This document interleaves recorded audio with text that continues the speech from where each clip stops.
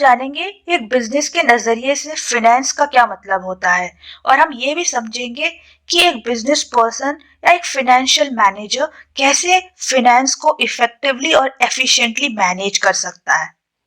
तो सबसे पहले ये समझना जरूरी है कि बिजनेस का एक्चुअल में मतलब क्या होता है। देखो, ऐसी कोई भी एक्टिविटी जो प्रॉफिट अर्न करने के लिए, प्रॉफिट के मोटिव से की जाती है, उसे सिंपली बिजनेस कहते हैं। तो बिजनेस का रजिस्ट्रेशन करना बहुत जरूरी होता है। So any activity done with the purpose of earning profit and thereby contributing to the GDP of the country is termed as a business. So GDP क्या होता है? Gross domestic product.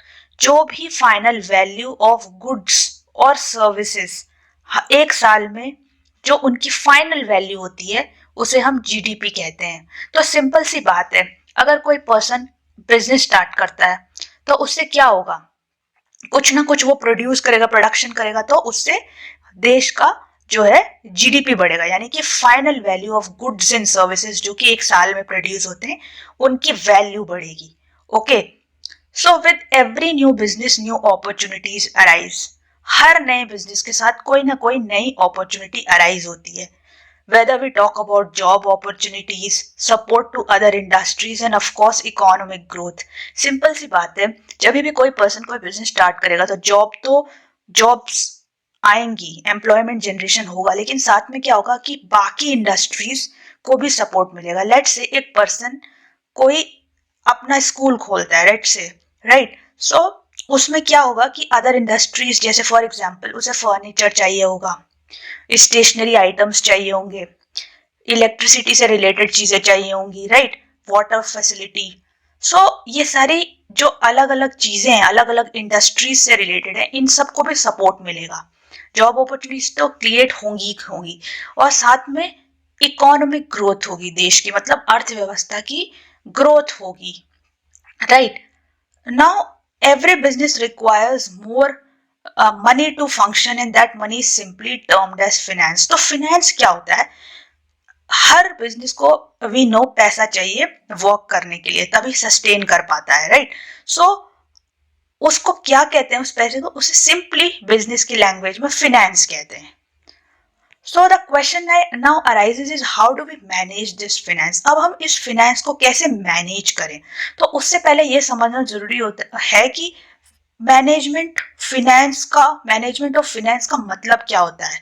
देखो, what ever money the business has, कोई भी money business के पास है, वो ऐसे यूज होना चाहिए कि that its stability augments and profit also rises. इसका ये मतलब है कि जो भी मेरे पास पैसा है, जैसे कोई भी बिजनेस है, उसके पास जो भी पैसा है, ऐसा वो होना चाहिए उसका यूजेज, ओके, कि प्रॉफिट भी बढ़े, ओके, और साथ साथ में सेविंग्स भी हम कर सके ताकि हम फ्यूचर में उसे इन्वेस्ट कर सके। सो this simply means that money should be acquired, utilized and allocated in such a way that the financial and business risks can be minimized. Okay, so क्या होता है financial और business risk? देखो, कोई भी बिजनेस बिना कहीं से फिनेंस के, मतलब कहीं से लोन लिए या कहीं से फंड्स रेज करके नहीं रह सकता है, क्योंकि उसे कभी ना कभी फंड्स की जरूरत पड़ती है बिजनेस को एक्सपैंड करने के लिए या कोई और पर्पस के लिए भी। तो हमें ऐसे पैसे को एक्वायर करना चाहिए, यूटिलाइज करना चाहिए और एलोकेट। एक्वायर, लेट से हम कुछ पैसा रेज करना चाहते हैं ताकि हम फ्यूचर में एक्सपैंड कर सकें बिजनेस को, ओके, और उस पैसे को फिर कहीं किसी चीज में इन्वेस्ट करेंगे ऑब्वियसली, और उसे एलोकेट करेंगे, यानी कि डिसाइड करेंगे कि हमें कितना सेव करना है बाद में और कितना एज अ डिविडेंड देना है शेयर होल्डर्स को। तो हमें ये चीजें ऐसे करनी है कि हमारा जो फिनेंशियल रिस्क है वो कम रहे। फिनेंशियल रिस्क मतलब कि कल के दिन लेट से ऐसा हो जाता है कि मैं लोन वापस नहीं कर पाती, तो ये क्या है? एक फिनेंशियल रिस्क है। तो हमें ये देखना चाहिए कि फिनेंशियल रिस्क कम से कम रहे, इतना भी पैसा मत रेस कर दो कि कल के दिन वापिस ही ना कर पाओ। और बिजनेस रिस्क भी कम होना चाहिए। बिजनेस रिस्क मतलब कि जैसे कल के दिन जो कस्टमर के टेस्ट और प्रेफरेंसेस चेंज हो जाते हैं, नए कंपेटिटर्स आ जाते हैं मार्केट में, तो हमें ये चीजें भी ध्यान में रखनी चाहिए कि हम अप टू डेट रहें चीजों के regarding. Okay, so for example if mister Shyam has a business of manufacturing furniture, ठीक है, so he has to ensure that whatever money he is earning from the sale should be utilised in such a way that there is some saving. Simple सी बात है, let's say एक person है, उसका manufacturing का, furniture manufacturing का business है, तो उसको ये सुनिश्चित करना चाहिए कि जो भी पैसा वो कमा रहा है सेल करके फर्नीचर को, उसे ऐसे यूटिलाइज करे कि कुछ सेविंग्स भी हो, कुछ पैसा वो अपने बिजनेस को एक्सपैंड करने के लिए भी लगा सके, और कुछ पैसा वो सेव करके रखे ताकि वो कल के दिन कोई लोन अगर लेता है बैंक से तो उसको कंटिंजेंसी के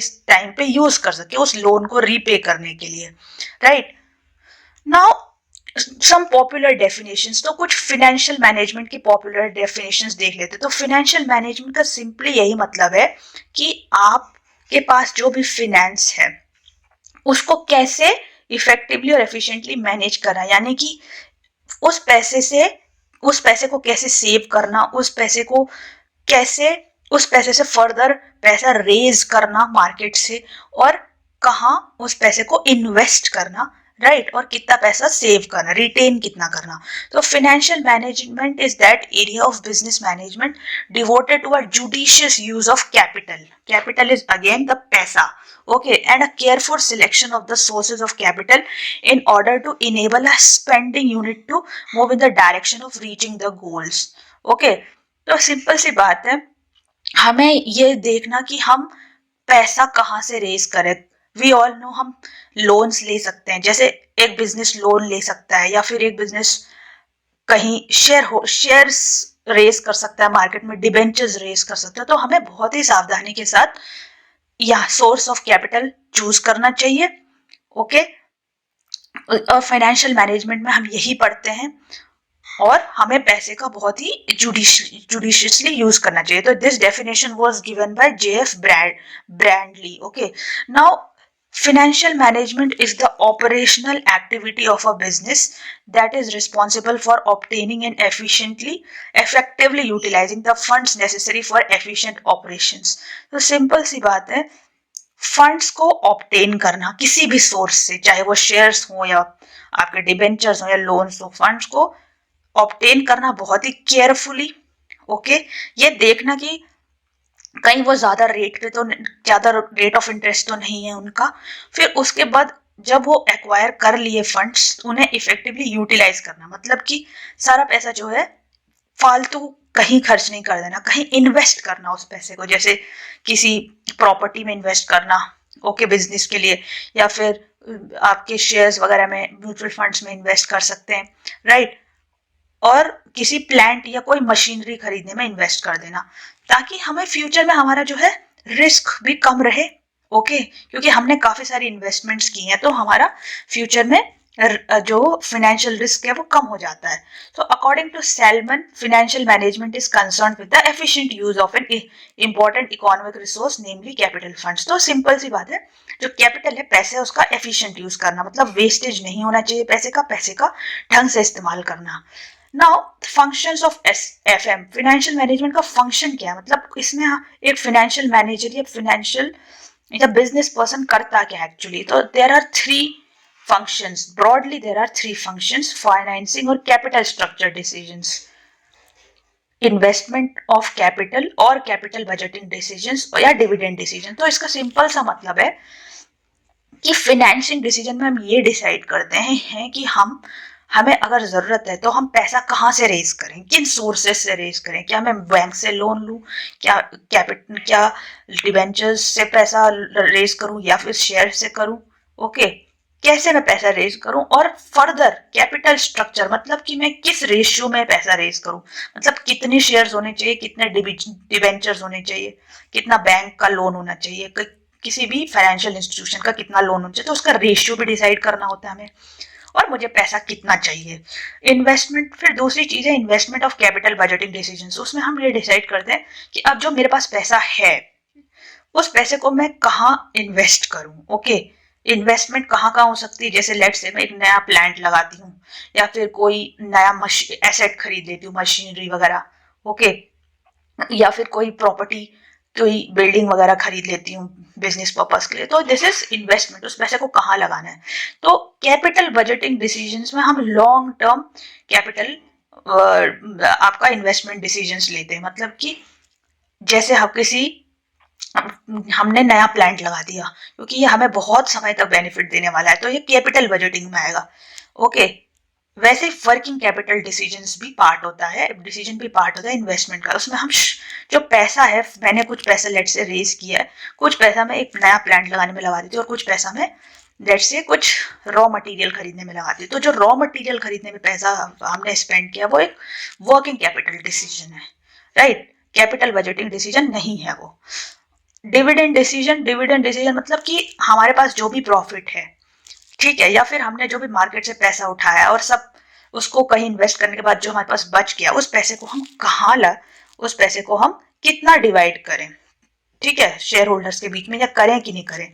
तो जैसे कि आप इस डायग्राम में देख रहे हो, एस्टिमेट रिक्वायर्ड कैपिटल, कितना पैसा चाहिए, फिर कैपिटल स्ट्रक्चर, किस रेशियो में हम इन चीजों से जो है पैसा रेज करें, किस रेशियो में, फिर evaluate and select sources of funds, फिर किन फंड्स को चूज करें, ओके, चाहे शेयर करें या डिबेंचर्स करें, फिर उसके बाद इनको एलोकेट करना, कंट्रोल करना फंड्स को, उसके बाद डिस्ट्रीब्यूट करना प्रॉफिट और सरप्लस, प्रॉफिट को बांटना जो शेयर होल्डर्स के बीच में, क्या बांटना भी है डिविडेंड या नहीं, फिर अपनी मॉनिटर करना फिनेंशियल एक्टिविटीज को, उस राइट। तो फिर इस चीज को कंट्रोल करना कि कोई अगर कोई शॉर्टेज है, कोई पॉसिटी है, तो उसको फुलफिल करना, राइट।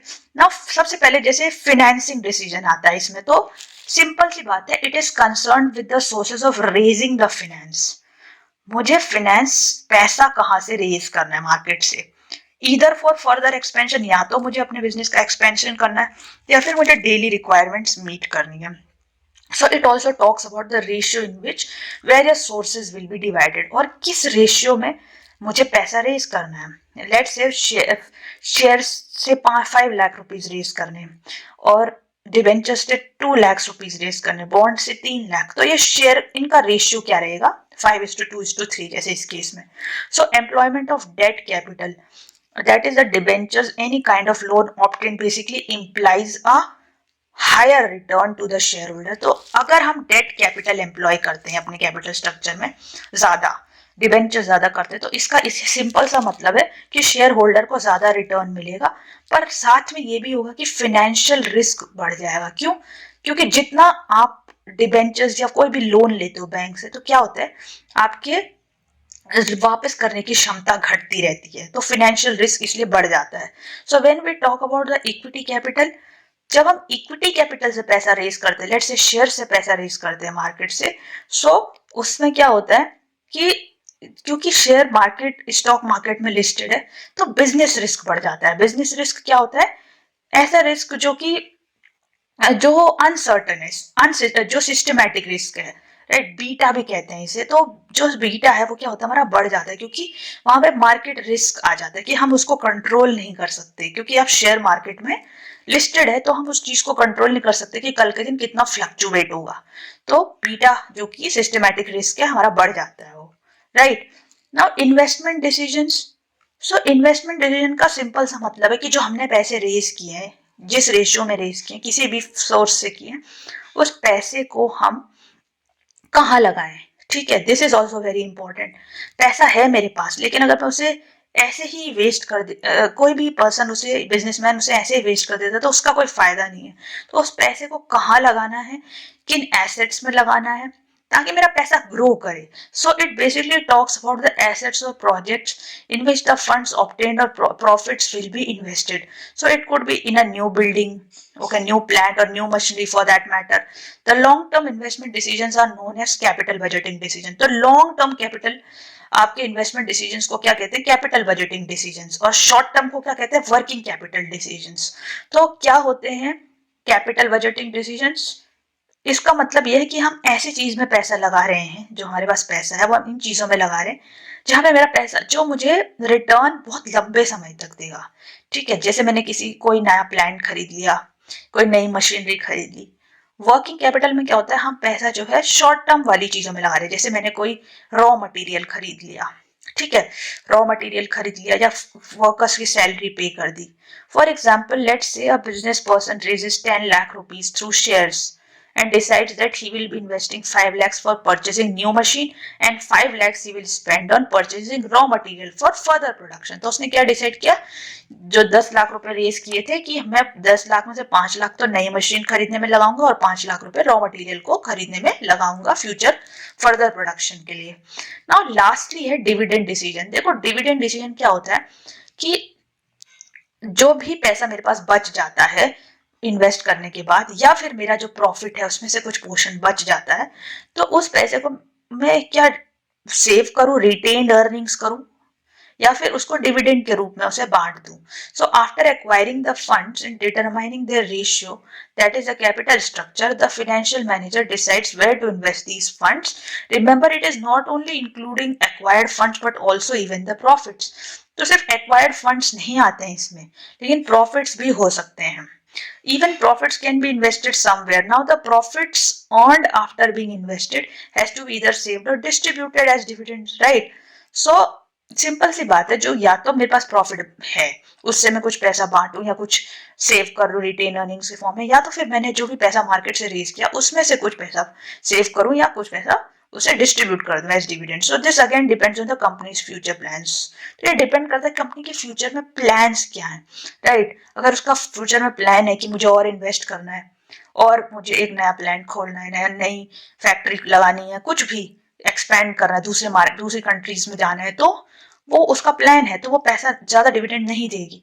लेकिन अगर उसका ऐसा कुछ खास प्लान नहीं, तो थोड़ा बहुत डिविडेंड या काफी सारा डिविडेंड भी बांट सकते हैं। तो डिपेंड करता है कंपनी के एस्पिरेशंस पे। तो आपको समझ आया होगा, right everyone? So आपको hope everything will be clear to you all your time. If you like this video, please do not forget to like, share and subscribe.